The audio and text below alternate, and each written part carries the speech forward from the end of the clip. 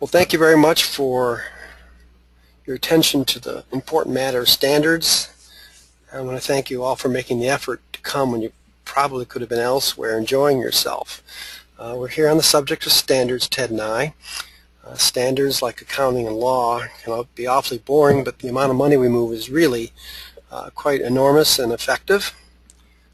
In an era when regulations in infrastructure, power, water, sewers, safety, all the complications you would expect from a complex urban development has gathered pace, and it's doing what we do is one of the most effective ways of adding value by making things safer, simpler, lower cost, and longer lasting. So standardization processes also make innovation more efficient. It's one of the theses that we've been trying to, at least I've been trying to drive through our industry, and we're having some success. We're scaling up, and we're hoping that this becomes a permanent and enduring part of our industry. We've got some work to do on that, though. So what you'll see here is Ted Weidner and I, will be speaking probably about a half an hour. I'll speak in the first half specifically about what the University of Michigan has done and over the past year. And in the second half of this talk, we'll have Ted explain a little bit more about the MAPPA Standards Council and the APA Standards Council. How does that sound, Ted? You have anything to add to that? No, that's fine. Yeah? Okay. So to emphasize that the ferocious rate of regulatory action that our industry is subject to, that I've used the motif of a clock here, and obviously when we go through it month by month, you'll see that a fair amount has happened, but also there's another day, and concepts that you lost on before may rise again and in another form. So I like to say that regulation, innovation is continually happening, and that we should think of this as speed, the ability to act, the ability to be proactive as well as reactive when we need to be, is an important part of what we do. So we began. I'm going to start with the beginning. I'm going to start beginning, since we are addressing primarily a MAPPA audience.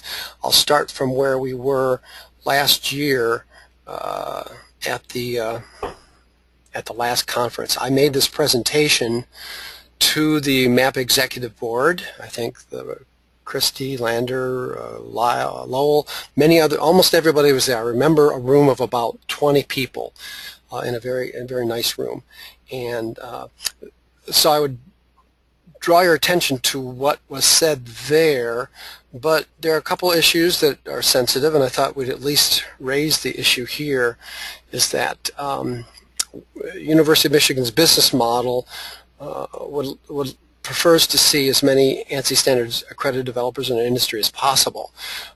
We had been trying since really the May before to get the attention of the Standards Council on a custodial standard. We did that at the meeting in May, we did that at the annual meeting in July, and I did it again here in October, and it was raised in several teleconferences, but nothing happened there. So we moved ahead. We have a lot of documentation on that. And what you'll see here is what I'll let Ted fill you in on. We were making certain statements about what was necessary to continue this and to be effective. One of the characteristics of the regulatory space is that there's a lot of what I'll call engagement in government relations.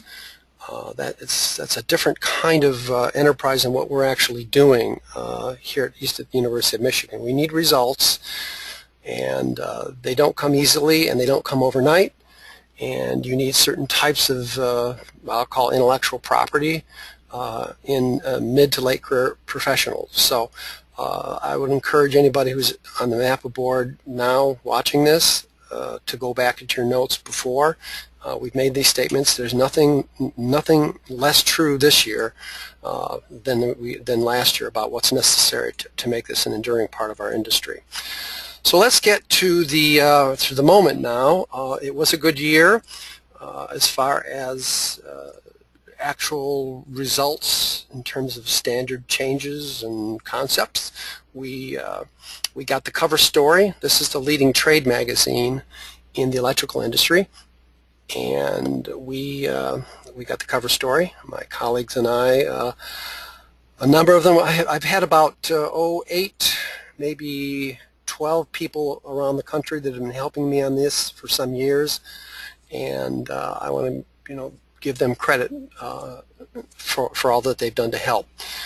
So it was covered in some of the academic journals. You're not seeing everything here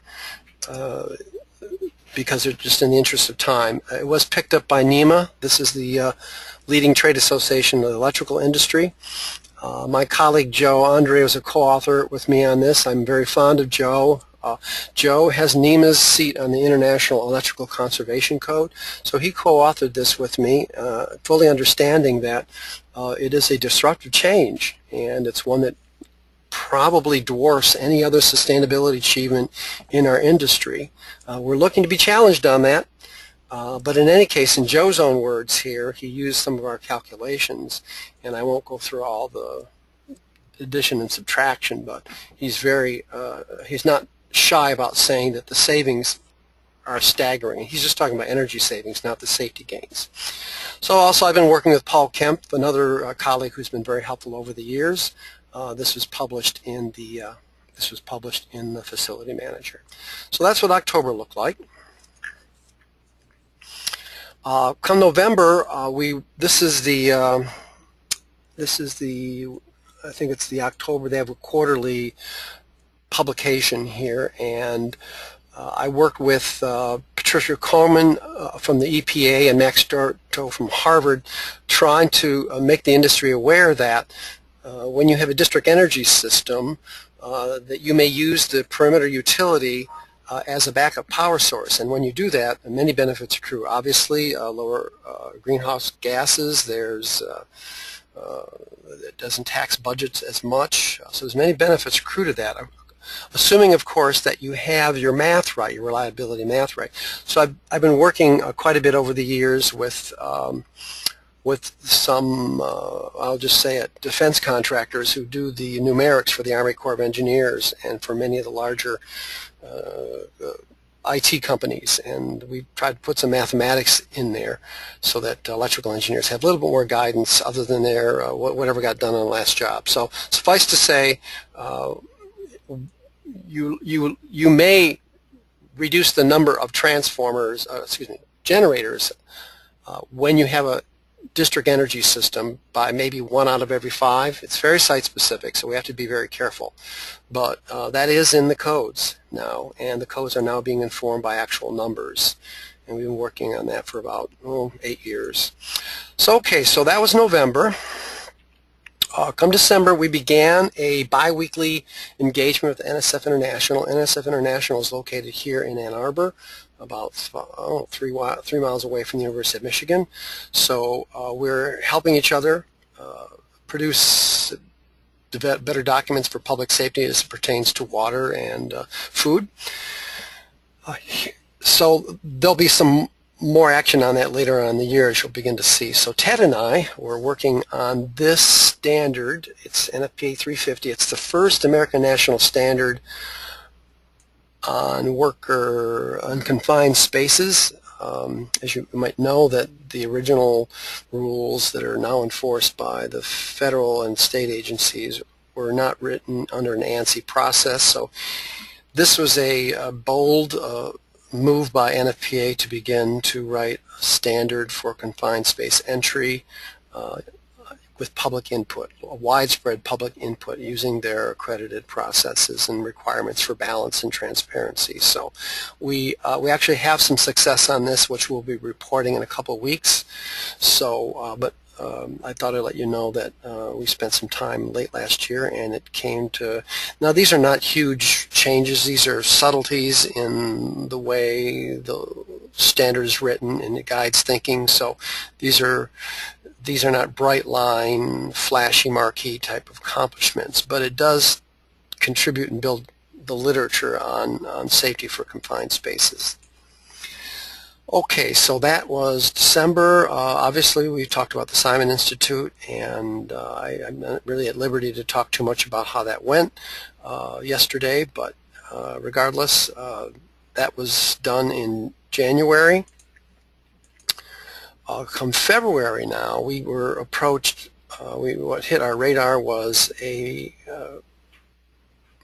solicitation of comments on some new requirements for generators in hospitals.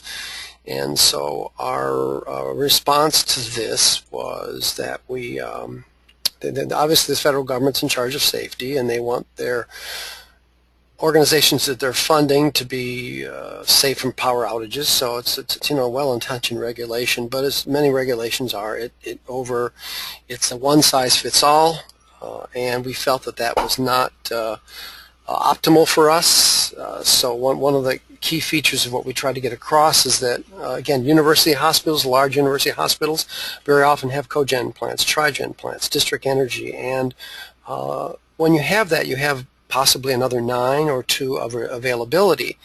And this legislation or this rule didn't contemplate the availability, the energy security of having a district energy plant. So I'm happy to talk to people about it. We frankly don't know where it went right now, but those are some of our comments. Also, there was another one. We didn't think a risk assessment could be done by anybody for $4,200. A lot of federal legislation is written, and it requires that you say how much it's going to cost. What's the cost burden? I don't even know if you can get a reliability engineer in your shop and out of your shop for less than $5,000, so let alone the work. So we think this number is way off the mark. I think risk assessments are more in the order of $10,000 to $100,000. So that's all. You're welcome to see that if you like, but that's where some of our issues came about. On ASHE, I catalyzed. I was working with a couple of the ASHE's executives, and they hammered out this website for us. So this is actually a snap of the website. We tried to make them aware of what we were doing, and again, getting back to district energy. So we're cooperating on a number of things: emergency lighting testing, eye washes, which now we know we lost, and power system availability. So now on another, we did have a code win on demand control ventilation. This was a requirement asserted through ASHRAE 189.1, and if you're not familiar with what this is, there's a way to control the air movement systems using these sensors here. And I got this diagram to let you know that it's not just a sensor. It has to be wired. There's firmware. It has to go into a building control system. So when you propose to effectively double the number of these, it becomes economically burdensome compared to the result you get. So my colleague Dennis Appel produced a statement here and said, well, look, this is you're trying to double it. We don't think that should be the case. So double the number of sensors. And so Dennis came back, and as you'll see here, if you can get real close, is that he argued against the regulation, and the committee said, yeah, they accepted it as submitted. Dennis didn't have any technical substantiation other than his own professional judgment, and the committee came back and they said, okay, you didn't have any technical substantiation for your objection, and frankly, it looks like we didn't have any substantiation for our assertion. So this is where we're at. Now, that doesn't mean somebody's not going to come around again and change it. Again, that's why I'm using a clock. In another year, they're going to be right back again trying to make a market in something else. But in any case, we felt this is a significant code win for us in the sense of avoided regulatory burden. May, we put out, my colleagues and I put out a proposal to ASHRAE 90.1. It was published, it was made the topical issues were covered in the, again, NEMA's magazine. their monthly magazine, and it had to do with the curtailing too much the lighting in electrical mechanical rooms. So we actually don't know where this is gone at the moment, but we did something which was not common when we made a proposal. We actually did some of the mathematics, and we gave them this model, and we believe that the mechanical rooms, particularly with heat and water, is not a place where you want to cut corners with light. So we'll see where that goes. Stay tuned. Okay, getting back to our first product standard win, my colleague Keith McOwen at the U of M OSCH. These are, I don't know too much about biosafety cabinets, but I do know that right here he managed to get the committee to approve this as a non-mandatory requirement. So in other words, this little drainage cock here doesn't have to be there anymore. Again, that's not my area. It's probably not a lot of money, but it's a moral victory, because I've argued for many years that we could get into the product standard. We could drive innovation among our manufacturers if we were more in this space. That's really the promised land, I believe, in our efforts to advocate for our interests. Getting products to work, faster and better for us. Backflow preventers, getting the lubricants to hold up better, so we don't have to replace them every year or whenever we test them. So, okay, so let's get on to June. I was at the NFPA annual meeting, and I'm on the Research Foundation, and there are two areas here. One, I believe that you may well know that I've been trying to get data on electrical feeder and branch circuit loading. That's not a funded project, but it's on their radar, and we're going to try to use social media to get some data to inform the next series of proposals.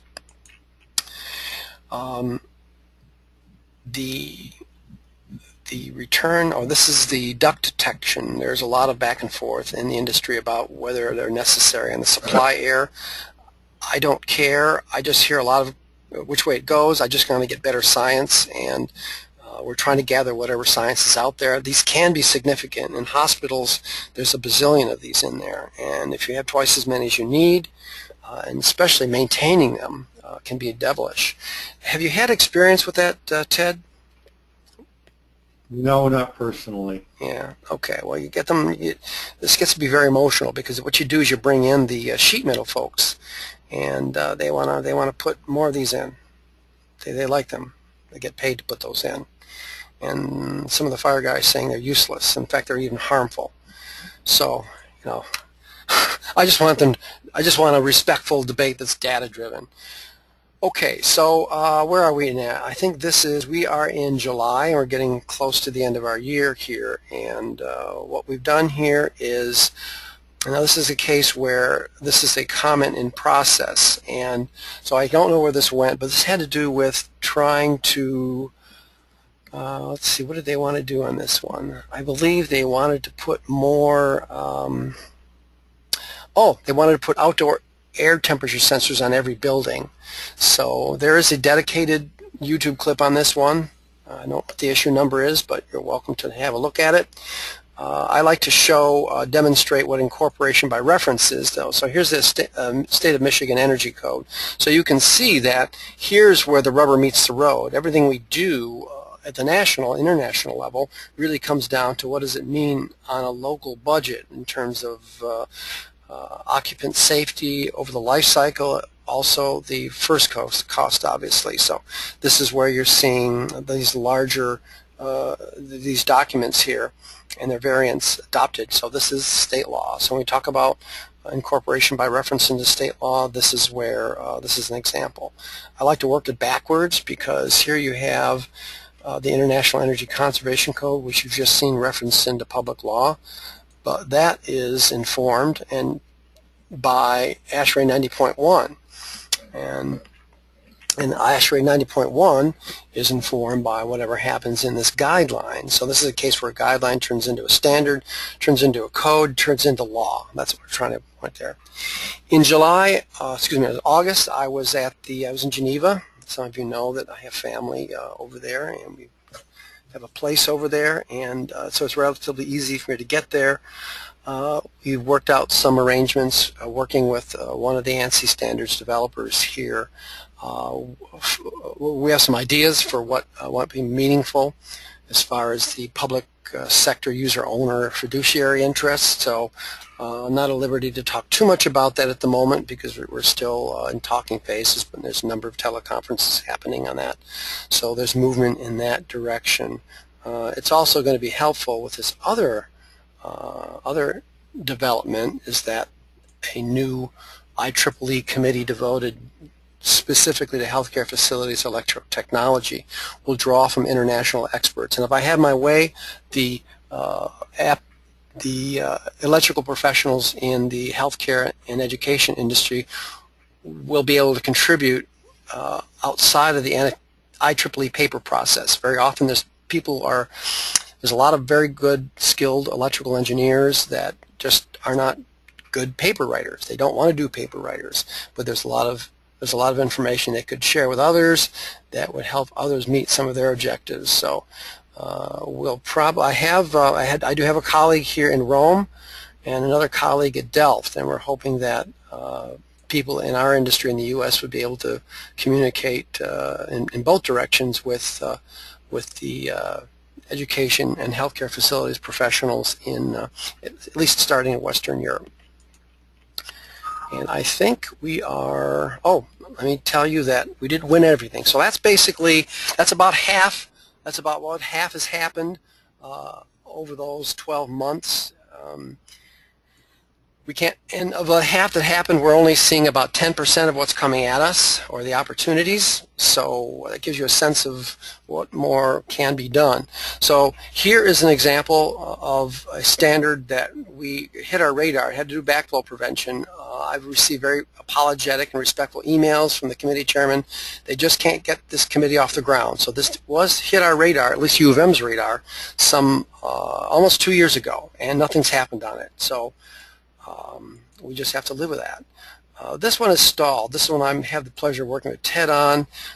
We're trying to revisit some of the rules that architects, let's put it this way, some of the metrics that structural engineers and architects use for designing structural systems in different climates and seismic zones.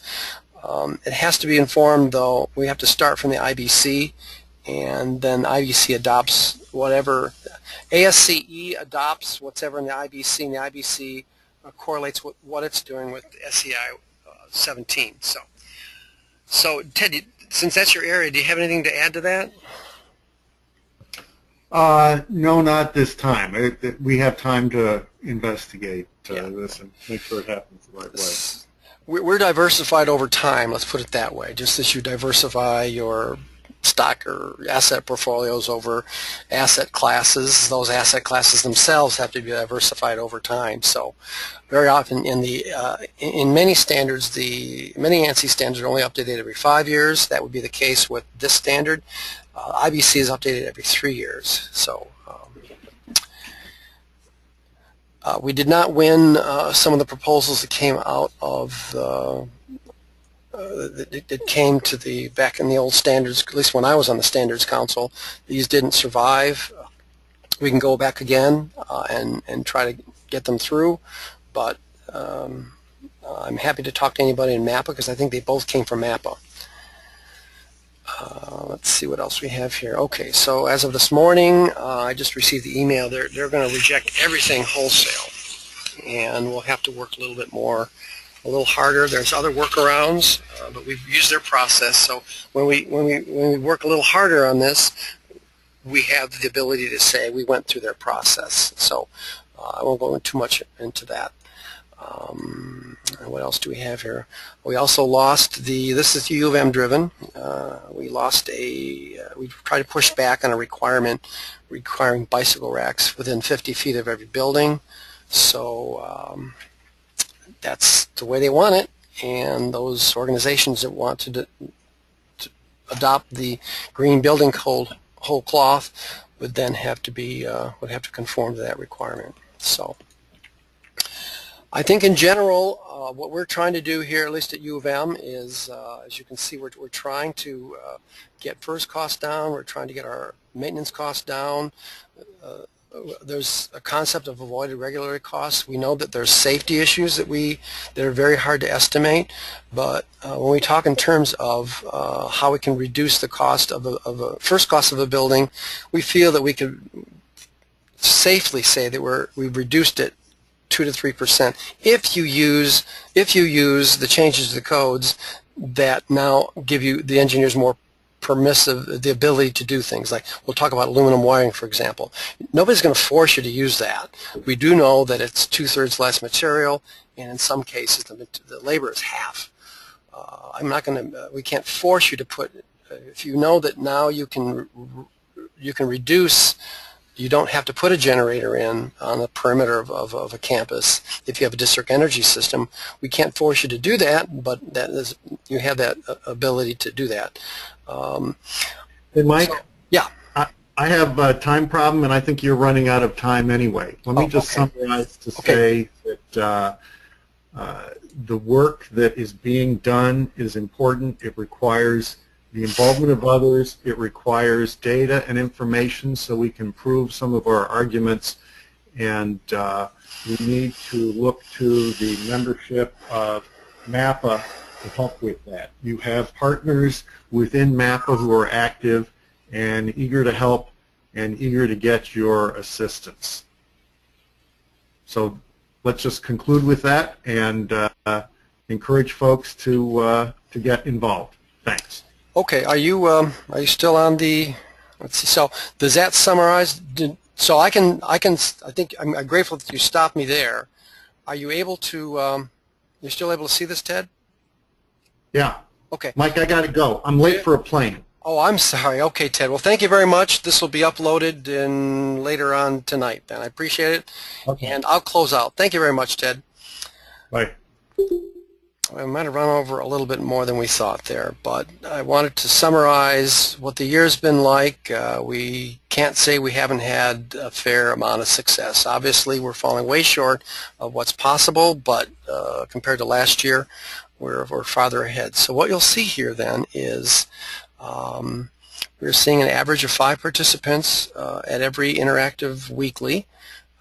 We're seeing an average of about 20 different colleges and universities. Now that's not really average. That's those who've called in and have asked for in the MAPPA area.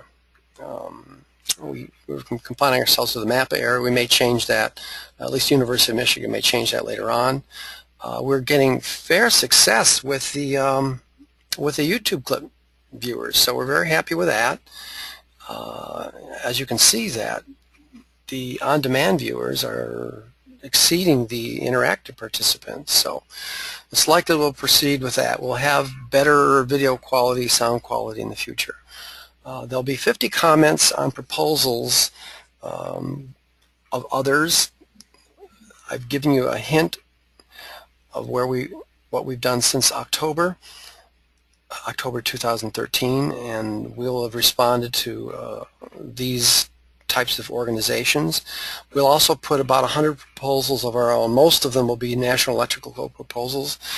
So given a 250-day work year, we'll have roughly 150 concepts bidirectionally, so to say, in this space. So we don't have time to talk much more about advocacy projects. That'll be a separate discussion. We can do that at another time. And then finally, at least the University of Michigan has a website I want to get you familiar with. We are very keen on making sure that we don't that we deliver results as best we can, and we try to summarize them here. There's some links here for you to have a look at, and we try to summarize this with these statements here. And this is my boss and one of my colleagues, and obviously me. So I think at this point we're going to bring this presentation to a close. I'll be uploading this probably later on today, And next week we will be talking about, I have that, let's see, I think October 19th. Ted, somebody may be at the MAPPA conference, but I believe Ted and I will be, oh, excuse me, we'll be talking about the confined space standard, and we'll be having the NFPA committee chairman help us with that one. So I hope you found this helpful. We're not very far, Ted and I, and I hope to see you on the internet next week. Bye.